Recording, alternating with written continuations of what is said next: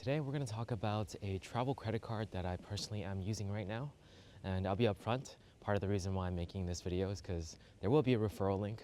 So basically, if you use that link, we'll both get like some points.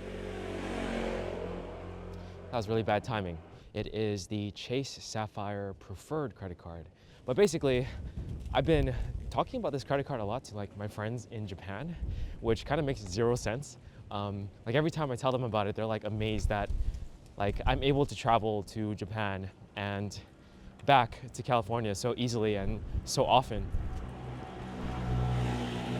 And the amounts that I've been spending, like my flight to Japan this time around was just $90, and my flight, it's such a windy day, my flight to Japan and back at some point in November for just 1 month was about $200, and my flight from last year when I did language school was like going to Japan and back was $500 overall, which is kind of like normal, but it was, the first flight was like just a single flight that I didn't use the credit card for, and then the flight back was $0 because of the points that I got from just starting with the credit card.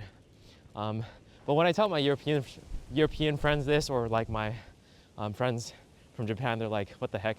That's like insanity, because for them, it's like at least $1,000 for a round trip flight.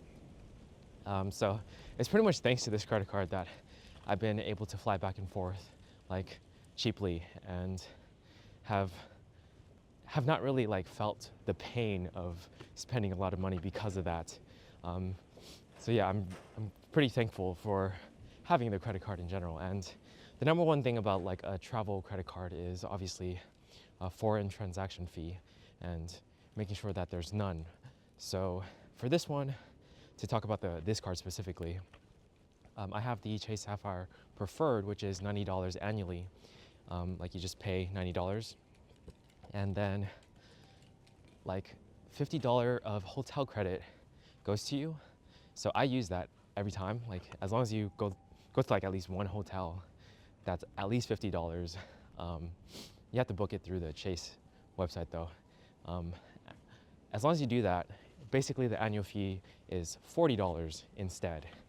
And I actually booked one that was like exactly $50. So for last year for the hotel. I don't think they increased the prices by that much, I feel. But for some they do, I think. Some flights they also increase slightly as well. When you're using the points for the Chase Sapphire Preferred card, you have to book through their portal again. And some flights are slightly higher than like what you would find in Google Flights, but there are some that actually match that I managed to find. So that's a good thing. But I don't know how the points work exactly, but I believe when you're in, like let's say Japan, and you just spend it on anything, like it counts as 2 times points. And then when you spend it on like eating anywhere, it counts as 3 times points. And then when you book through traveling, it's like worth 5 times as much. I'm not sure how the math works exactly, but all I know is that it works out pretty well as long as you're using it for like eating and while you're in Japan.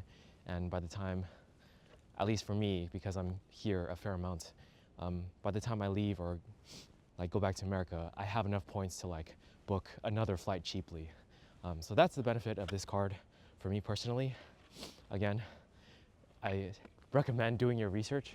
I pretty much have all Chase cards for credit cards, except for the Paybu B&H card. But yeah, that's my extent of knowledge like stops there. So I don't actually know too much about other foreign transaction fee free cards. Yeah, so just my personal experience with the Chase Sapphire Preferred, and wanted to mention it because it has been a very, very useful credit card for me on my journey to and from America, to Japan from America and back and forth. Yeah, that's pretty much it. I'll leave the referral link down below if you guys are curious to use it. And that's it for this one. Catch you guys in the next one. Peace.